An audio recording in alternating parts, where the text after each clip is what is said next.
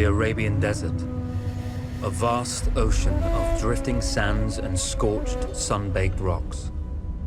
Beneath these endless dunes, oil, the lifeblood of our new mechanical century. For more than 400 years, the Ottoman Empire has ruled these lands, controlling all that's to be found here. But the Ottomans do not rule unopposed.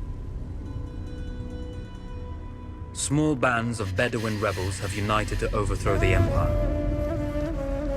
They strike without warning and then vanish into the desert. Fighting alongside them is a lone British officer whose exploits have earned him wide renown. The world has taken to calling this man Lawrence of Arabia.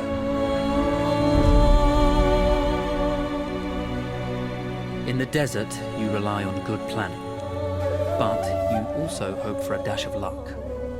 And luck was with us when we learned of a recently derailed Ottoman train carrying a most interesting piece of cargo. A small patrol had joined the Ottomans who survived the crash. Together, they guarded the wreckage and waited for reinforcements.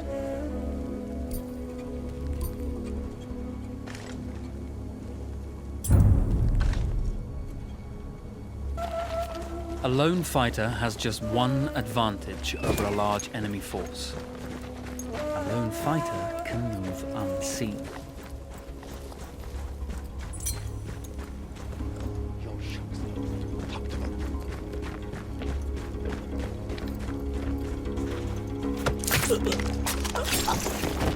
The tribesmen fought unconventionally, using weapons they knew well. Endurance, individual intelligence, and courage were their primary assets. Takviyeyle kardeşim.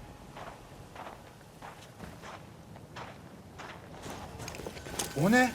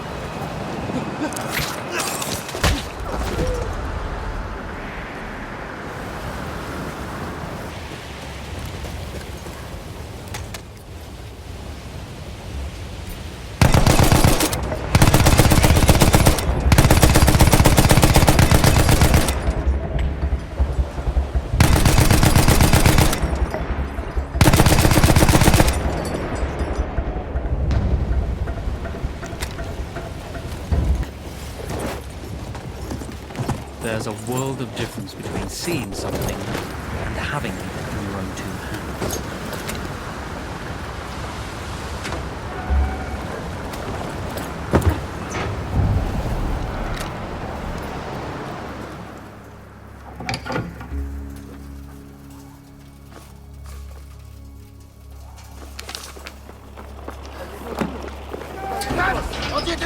Come out!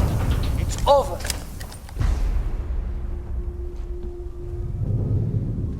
Well, you did not think we would be fast enough to catch you here, did you? Lawrence of Arabia.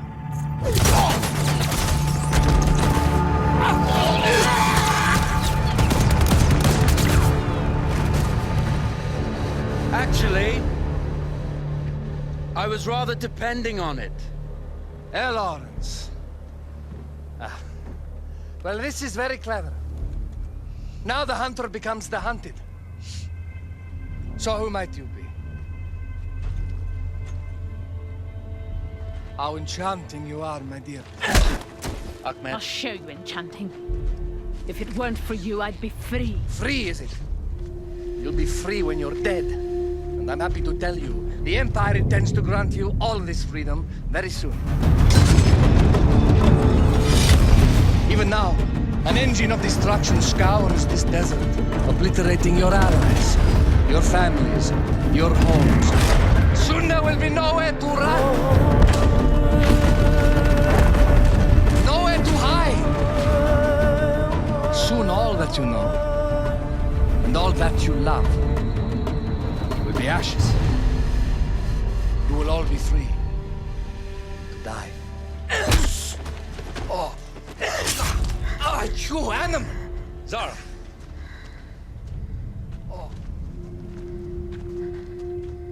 Now I understand that you would like nothing more than to strip the flesh from that man's feet and send him off into the desert naked to die. But think about it. You're right. I'm sorry. My friend here, she can be a little brusque. You're going to tell me how to lie to your train, so we can lure it into a trap and destroy it. Impossible. To even begin to talk to that train, you would need an entire book of communication codes. Oh, like this one, you mean? You can never stop the progress of machines. One day, the whole world will take your lands and the precious black gold beneath its sands. We shall see, my friend.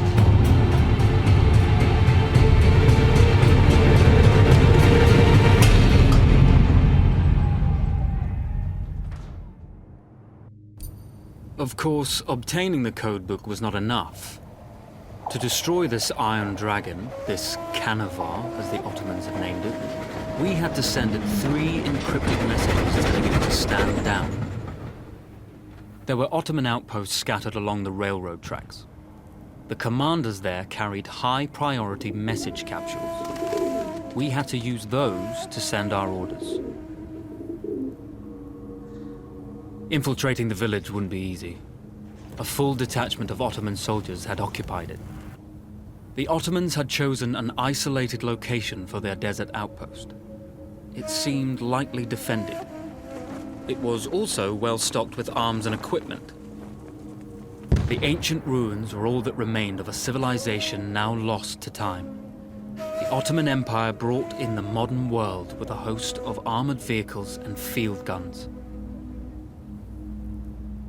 3 commanders to eliminate, 3 personal message capsules to be stolen, and then sent with our false orders. How Zara tackled this dangerous and audacious mission was up to her.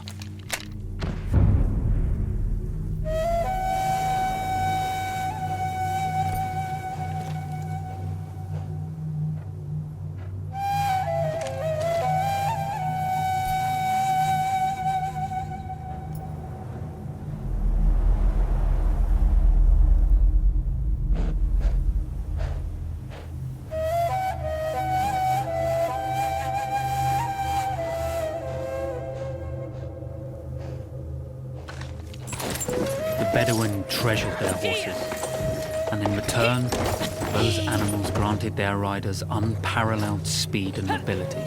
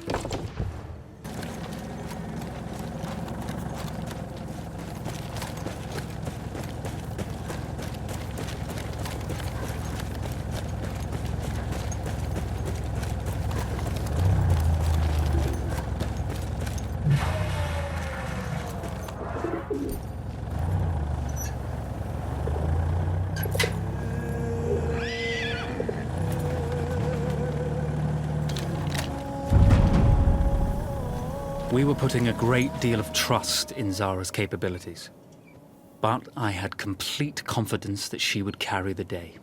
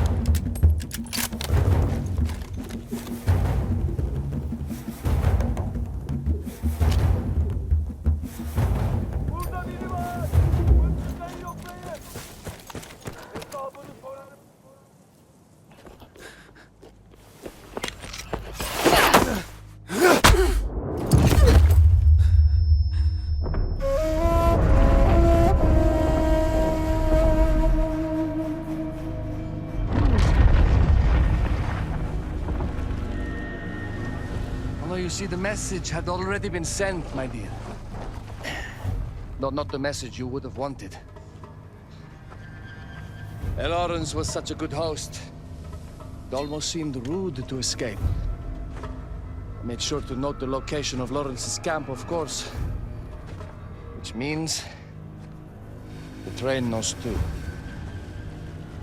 Twice, you told that train everything was clear. But I told it exactly where to attack.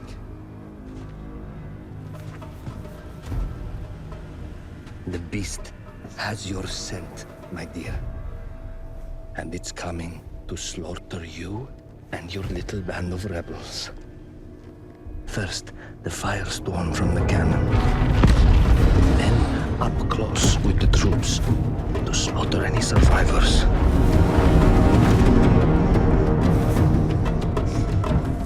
The legend of Lawrence of Arabia dies tonight.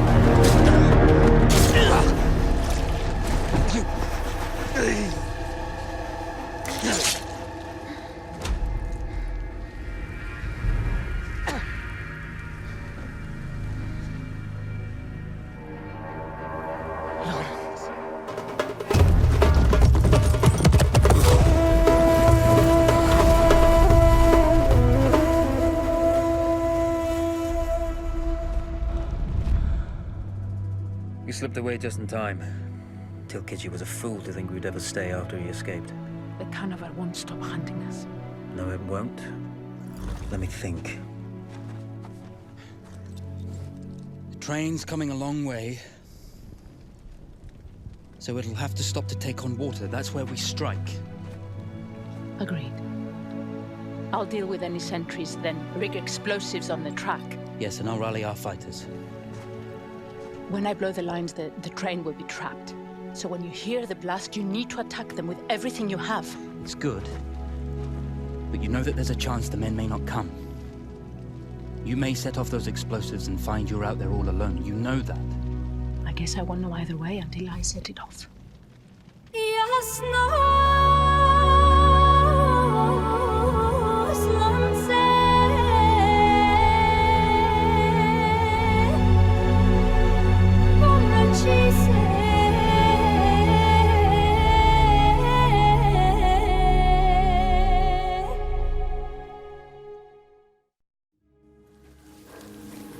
Man makes plans, and God laughs. As it turned out, the small town where we would ambush the train had a significant enemy presence. Those troops would have to be dealt with before the explosives could be set.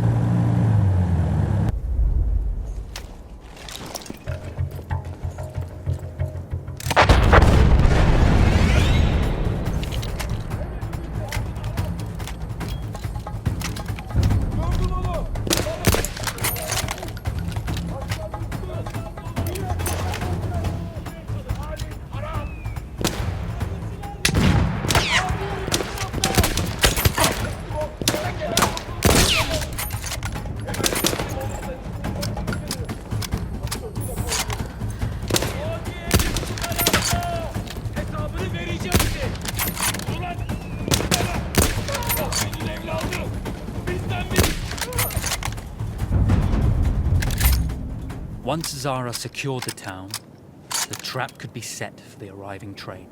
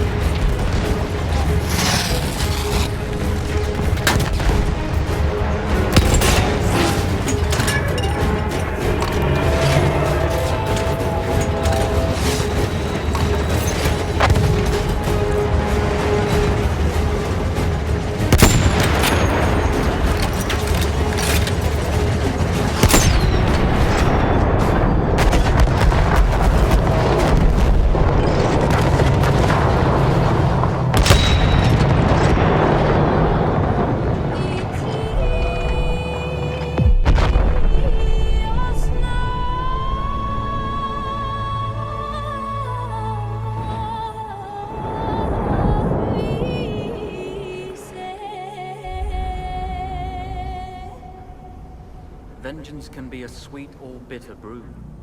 How did you find it, Zara?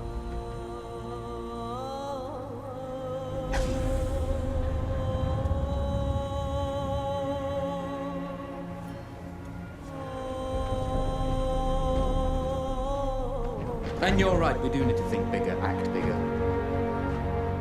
Maybe even the Suez Canal.